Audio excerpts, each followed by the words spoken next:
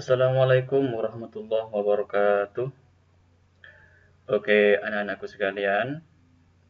Sekarang saya ingin membahas tentang bab zakat. Ini pembahasan yang terakhir, video terakhir dari bab zakat. Kita lanjutkan dari yang kemarin. Sekarang kita membahas masalah zakat penghasilan atau biasa disebut dengan zakat profesi. Apa sih zakat penghasilan atau zakat profesi itu? Zakat penghasilan atau zakat profesi disebut juga dengan al-malul mustafad, adalah zakat yang dikenakan pada setiap pekerjaan atau keahlian profesional tertentu, baik itu yang dilakukan sendirian maupun bersama dengan orang lain atau lembaga lain. Pekerjaan tersebut yang mendatangkan penghasilan atau uang. Uang yang apa? Uang yang halal dan memenuhi nisab. Contohnya itu adalah seperti seorang pejabat, pegawai negeri sipil, atau pegawai swasta, bisa juga dokter, konsultan, dan yang lain-lain itu. Seniman juga bisa disebut orang yang bisa dikenakan zakat, yang zakat penghasilan. Hukum zakat penghasilan ini berbeda pendapat antara ulama fikih. Mayoritas ulama madhab 4 tidak mewajibkan zakat penghasilan pada saat menerima kecuali sudah mencapai nisab dan sudah sampai setahun. Namun, para ulama mutaakhirin seperti Syekh Abdurrahman Hasan, Syekh Muhammad Abu Zahra, Syekh Muhammad Wahab Khalaf, Syekh Yusuf Al-Qardawi, Syekh Wahbah Az-Zuhaili, hasil kajian Majma' Fiqih dan Fatwa MUI nomor 3 tahun 2003 menegaskan bahwa zakat penghasilan itu hukumnya wajib. Hal ini mengacu pada pendapat sebagian sahabat, termasuk ada Ibnu Abbas, Ibnu Mas'ud, dan Muawiyah. Juga pendapat sebagian tabi'in, yaitu Az-Zuhri, Al-Hasan Al-Basri, dan Makhul. Juga ada pendapat dari Umar bin Abdul Aziz dan beberapa ulama fikih lainnya. Ini juga berdasarkan firman Allah Subhanahu wa taala dalam surah At-Taubah ayat 103, yang artinya, ambillah olehmu zakat dari sebagian harta mereka. Dengan zakat itu kamu membersihkan dan mensucikan mereka. Dan firman Allah juga ada pada surah Al-Baqarah ayat 267. Artinya sebagai berikut, hai orang-orang yang beriman, nafkahkanlah sebagian dari hasil usahamu yang baik-baik. Juga ada hadis yang diriwayatkan oleh Imam Tirmidzi bahwa Rasulullah SAW bersabda, keluarkanlah olehmu sekalian zakat dari harta kamu sekalian. Dan hadis dari Abu Hurairah, Rasulullah SAW bersabda, sedekah hanyalah dikeluarkan dari kelebihan atau kebutuhan. Tangan di atas lebih baik daripada tangan di bawah. Mulailah dalam membelanjakan harta dengan orang yang menjadi tanggung jawabmu. Ini yang diriwayatkan oleh hadis riwayat dari Ahmad. Dan juga bisa dijadikan bahan pertimbangan apa yang dijelaskan oleh penulis terkenal dari Mesir, Muhammad Ghazali, dalam bukunya Al-Imam Al-Aud Al-Iqtisadiyah. Sangat tidak logis kalau tidak mewajibkan zakat kepada kalangan profesional seperti dokter, yang penghasilan itu satu bulannya bisa melebihi penghasilan petani setahun. Bayangkan, seorang petani itu wajib zakat, sedangkan seorang dokter yang penghasilannya bisa lebih dari satu bulannya itu bisa melebihi penghasilan dari petani dalam setahun, tidak diwajibkan zakat. Itu yang mendasari bahwa zakat penghasilan atau zakat profesi ini menjadi wajib. Jika seseorang itu mengikuti pendapat tersebut di atas, lalu bagaimana caranya dikeluarkan penghasilan kotor yang disebut dengan bruto atau penghasilan bersih atau neto? Ada 3 wacana tentang bruto atau neto seperti berikut. Bruto atau neto yang sudah dibahas barusan. Apa sih bruto itu? Pengeluaran bruto yaitu mengeluarkan zakat penghasilan kotor. Artinya, zakat penghasilan yang mencapai nisab 93,6 gram emas dalam jumlah setahun dikeluarkan 2,5% langsung ketika menerima sebelum dikurangi apapun. Jadi gini intinya, kalau dapat gaji dalam sebulan mencapai 2 juta rupiah dikali 12 bulan sama dengan 24 juta, berarti dikeluarkan langsung 2,5% dari 2 juta tiap bulan. Ini bisa dikatakan 50.000 atau dibayar di akhir tahun yaitu 600.000. Hal ini juga berdasarkan pendapat Az-Zuhri dan Auza'i. Beliau menjelaskan, bila seorang memperoleh penghasilan dan ingin membelanjakannya sebelum bulan wajib zakat datang, maka hendaknya ia segera mengeluarkan zakat itu terlebih dahulu dari membelanjakannya.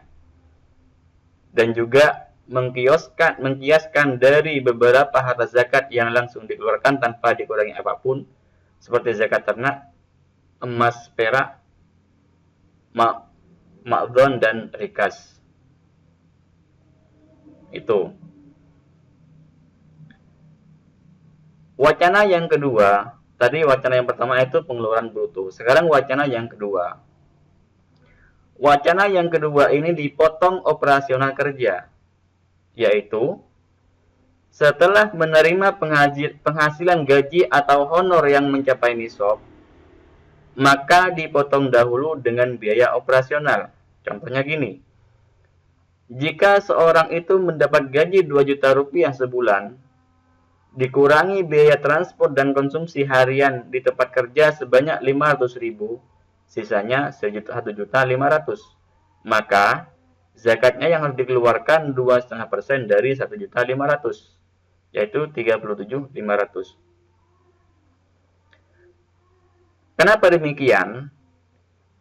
Hal ini dianalogikan dengan zakat hasil bumi dan kurma atau serta sejenisnya, bahwa biaya dikeluarkan lebih dahulu, baru zakat dikeluarkan dari sisanya. Itu adalah pendapat Imam Atha dan lain-lain dari itu. Zakat hasil bumi ada perbedaan persentase.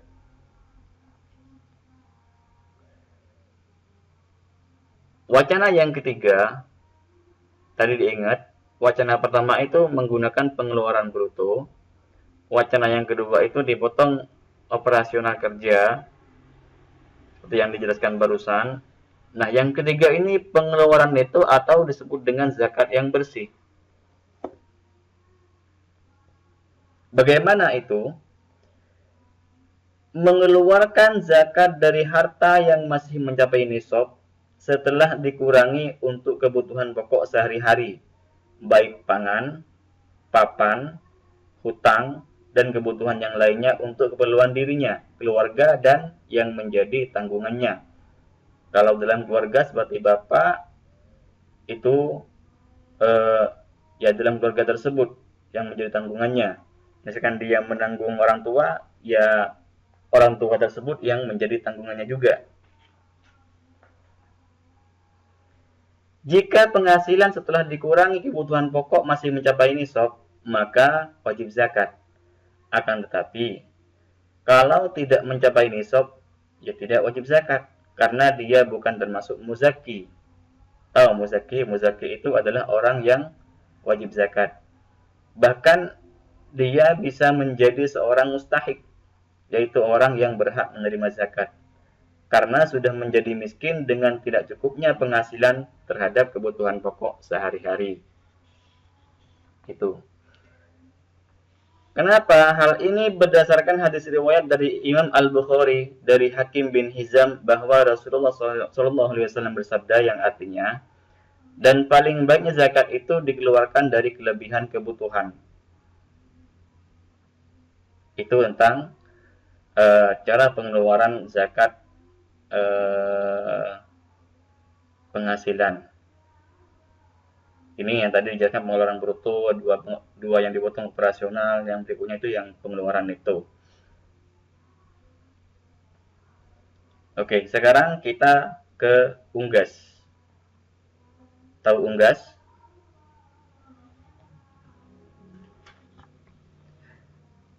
Kita bahas. Untuk ketentuan zakat unggas, ini disamakan dengan batas nisab emas, sama. Semua disamakan dengan nisab emas, yaitu 93,6 gram dan zakatnya harus 2,5%. Itu sama semuanya. Seperti contoh, kalau misalkan ada orang itu memiliki usaha unggas, dalam setahun itu memiliki untungnya 6.084.000, maka yang bersangkutan itu telah wajib membayar zakat 2,5% dari keuntungan selama 1 tahun. Seperti itu. Jadi angka baiknya ketika kita punya usaha apapun, kita itu harus mengeluarkan zakat yang kita peroleh. Entah itu lebih baiknya ini ya, entah itu mencapai nisab atau tidak, ya alangkah baiknya kita mengeluarkan zakat. Sekarang kita ke barang temuan. Yang dimaksud dengan barang temuan ini adalah barang berharga yang terpendam peninggalan orang-orang yang dahulu. Sama, nisabnya juga sama, 93,6 gram. Kalau sekarang harga emas itu 800.000 lebih, maka bisa dikalikan kalau 93,6 gram ini harus mencapai berapa. Saya rasa kalau sekarang ini bisa hampir 90 jutaan lebih ini ya dalam setahun. Kita harus mencapai 90 jutaan lebih, hampir 100 lah. Itu yang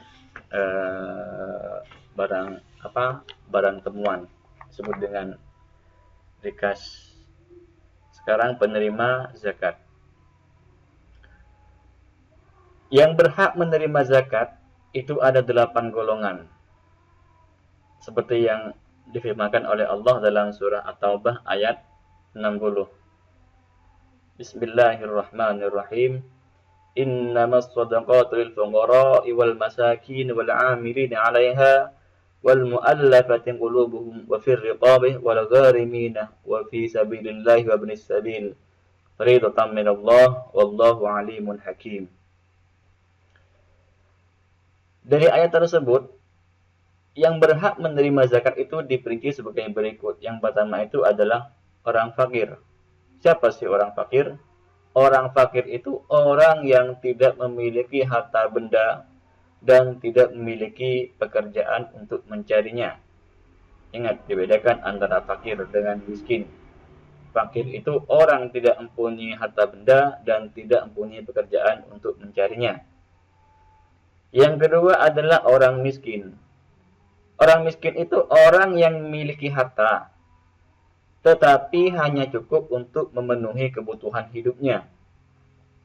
Misal penghasilannya 1 bulan 1.200.000, sedangkan biaya hidupnya 1.100.000 misalkan. Itu hanya mencukupi kebutuhan hidupnya sendiri sama tanggungannya. Jadi dia termasuk orang miskin. Yang ketiga adalah amil. Siapa amil? Amil itu adalah orang yang mengelola pengumpulan dan pembagian zakat. Jadi yang mengelola zakat itu itu berhak menerima zakat. Kalau NU itu ada Lazisnu, kalau Muhammadiyah itu ada Lazismu kalau tidak salah. Di Indonesia itu sudah ada. Yang keempat, orang mu'allaf. Siapa orang mu'allaf? Orang yang masih lemah imannya karena baru mengenal dan menyatakan masuk Islam. Maka orang mu'allaf tersebut berhak menerima zakat. Yang kelima itu budak. Kalau sekarang budak insya Allah sudah tidak ada. Budak itu hamba sahaya yang memiliki kesempatan untuk merdeka, tetapi tidak memiliki harta benda untuk menebusnya. Itu yang namanya budak. Yang berikutnya yang keenam adalah gharim. Gharim itu orang yang memiliki hutang banyak, sedangkan dia tidak bisa melunasinya. Maka orang tersebut berhak menerima zakat. Yang ketujuh adalah fisabilillah. Fisabilillah ini orang yang berjuang di jalan Allah. Sedangkan dalam perjuangannya itu dia tidak mendapatkan gaji dari siapapun. Yang berikutnya adalah Ibnu Sabil, yaitu orang yang kehabisan bekal dalam perjalanan sehingga dia itu sangat membutuhkan bantuan. Kedelapan inilah yang disebutkan dalam surah At-Taubah ayat 60 yang berhak menerima zakat. Sekarang, bagaimana di Indonesia kita identifikasi undang-undang zakat? Dalam rangka meningkatkan kualitas umat Islam di Indonesia, pemerintah telah membuat peraturan perundang-undangan tentang pengelolaan zakat, yaitu Undang-Undang Republik Indonesia Nomor 23 Tahun 2011 tentang pengelolaan zakat. Undang-undang ini merupakan pengganti Undang-Undang Nomor 38 Tahun 1999. Dalam bab 1, di ketentuan umum pasal 1 ada beberapa poin penting. Yang pertama, pengelolaan zakat adalah kegiatan perencanaan, pelaksanaan, dan pengoordinasian dalam pengumpulan, pendistribusian, dan pendayagunaan zakat. Itu pengertian dari zakatnya, pengelolaan zakatnya. Sekarang dari zakatnya sendiri. Menurut undang-undang tersebut, zakat adalah harta yang wajib dikeluarkan oleh orang muslim atau badan usaha untuk diberikan kepada yang berhak menerimanya sesuai dengan syariat Islam. Yang disebut dengan muzaki yang ketiga, poin-poinnya yang ketiga itu, muzaki adalah seorang muslim atau badan usaha yang berkewajiban menunaikan zakat.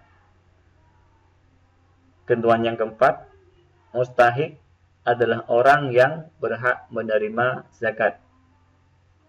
Ketentuan yang kelima, Badan Amil Zakat Nasional yang selanjutnya disebut dengan Baznas adalah lembaga yang melakukan pengelolaan zakat secara nasional. Ini Baznas ini kepanjangannya dari Badan Amil Zakat Nasional.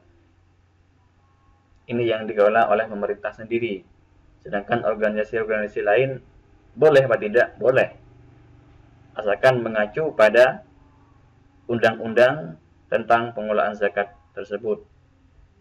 Seperti yang Pak Guru sebutkan barusan, itu ada NU dengan lazismunya dan ada Muhammadiyah dengan lazismunya.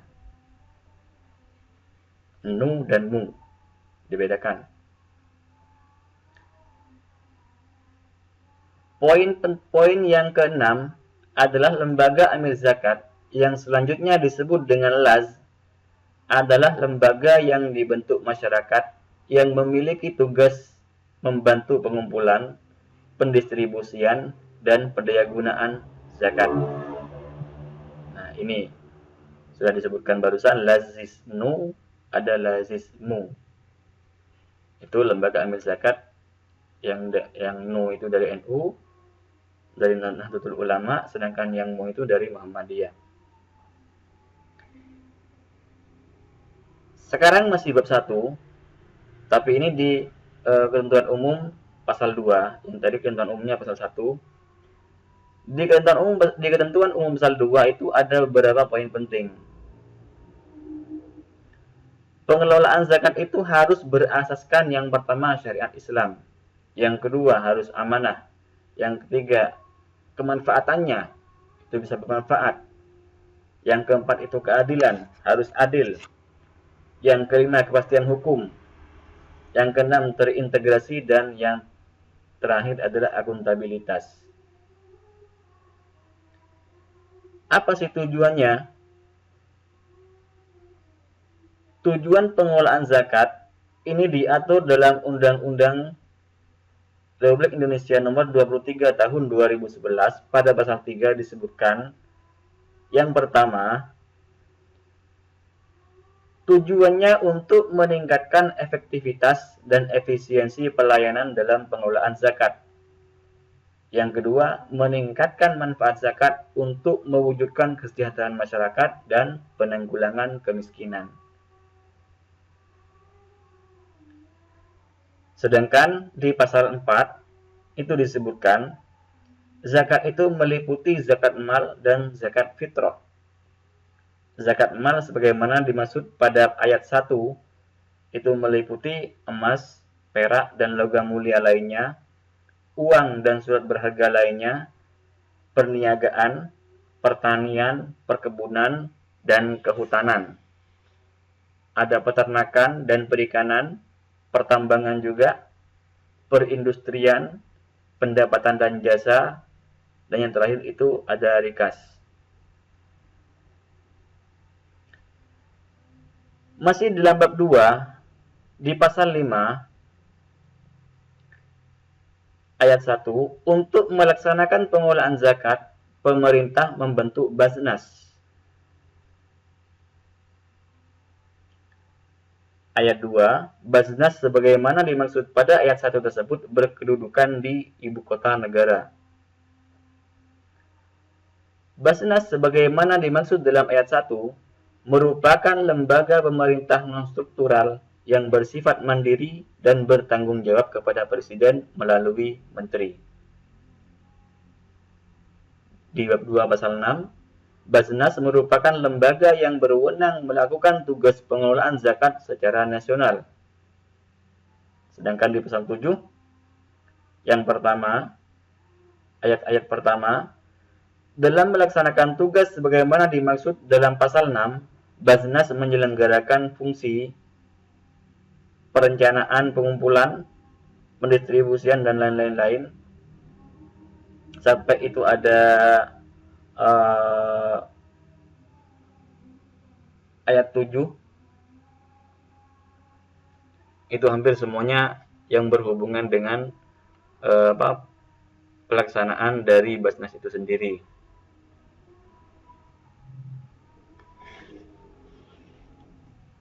Oke anak-anak, sampai di sini dulu pembahasan pada bab zakat ini. Ini adalah pembahasan terakhir, part terakhir, dan Pak Guru harap kalian bisa memahami kembali dari part 1, part 2, dan part 3 yang terakhir ini.